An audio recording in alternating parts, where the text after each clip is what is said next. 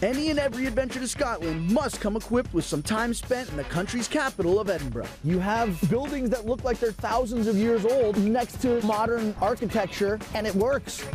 In a town known for its designer duds, Stewart Christie holds the distinction as the oldest bespoke tailor syndicate in the city.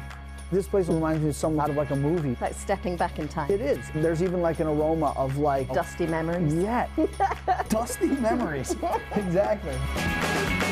And while this shop has withstood for nearly 300 years, today, for the first time, the institution is in the care and custody of a woman, owner and creative director, Vixie Ray. I grew up in this area just 5 minutes away, and I used to walk past this shop when I was young and be quite scared. It was sort of men's tailoring shop that I don't think I would have ever come in, and now I own it with Dan, my business partner. 40, 25 and a half. Whoa. How about that? Hold on, let me suck it in. That's a weekend, and in the weekday. There we go. Do you find it now, people being more open to women being in this industry? Certainly for me, it has been. With getting involved in the Tartan Authority, it's very male-led, and I'm now the first lady member in the Incorporation of Edinburgh Tailors. Congratulations. Yeah, it's the first lady in 500 years, which is fantastic. I'm a very indecisive person, and I mean, with all the options you guys have when it comes to the fabrics. That's why we're here to help. Let's go to the blues. This one here. Uh-huh. This is perfect for a three-piece suit. This can go with a lot.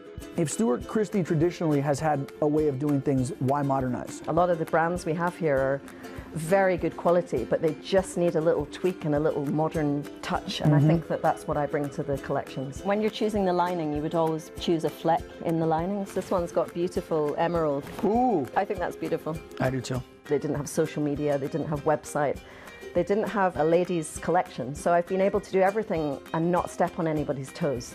There she is. The way society is, we're all about technology. Absolutely. So you guys are almost taking it back a step, and you're going back to the days of when it was made by hand. Yeah, I want to slow fashion down. I think it's too fast. I want people to appreciate the craft that goes in and the time that goes into making a suit. Just cutting this with these shears, you could feel the thickness and you could feel the weight and the texture of the fabric you're using here. And this is, I mean, this is serious stuff. It shouldn't be just, you know, factory made. Now watch your fingers. Okay, don't stick my finger under the needle. Here goes nothing. Woo! Look at that! How does it go from picking a style, picking a fabric, to then the finished product? For the bespoke service, it's 14 to 16 weeks. 14 to 16 weeks. Yeah. You could give birth to a child in that time, I think. No, you couldn't. Okay.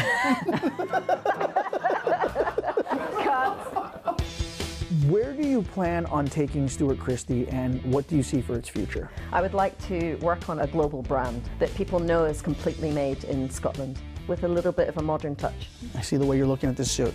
Eyes other direction, because this suit is bespoken for.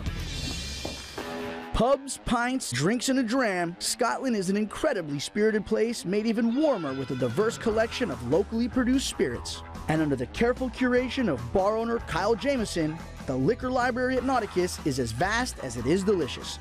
What do the Scots love to drink more? Whiskey or gin? To be honest, it's getting on par. Why do you think that is? I think growing up, we were always told like your parents might drink gin, or your grandmother drinks gin. The old ladies drink it. Totally, yeah. But then again, it's just a resurgence. That is refreshing. While the great debate between gin and whiskey may never be won, you don't have to choose at the brand spanking new Borders Distillery, located in the southernmost region of Scotland. How many distilleries are there in this region? In this region, there's only one, and that's us. The last distillery to operate in the Borders closed in 1837. So there was no distilling in the Borders region from 1837 until 2018. Yeah.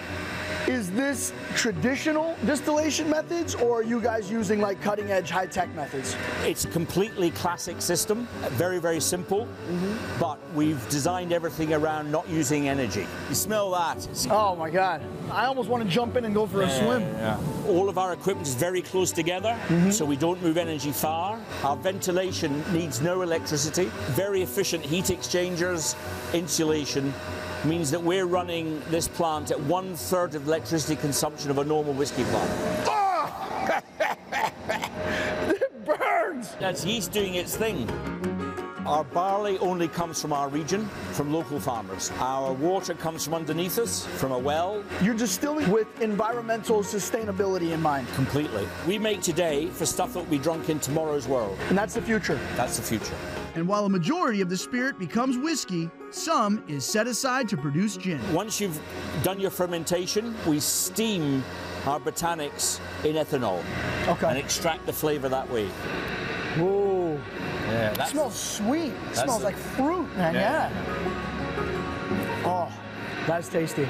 You really pick up the juniper notes and the citrus notes, and there's no bite, there's no burn, there's no bite to it either. Nice and smooth. I feel like you've brought me to the Garden of Eden, and I'm sampling the forbidden fruit over here.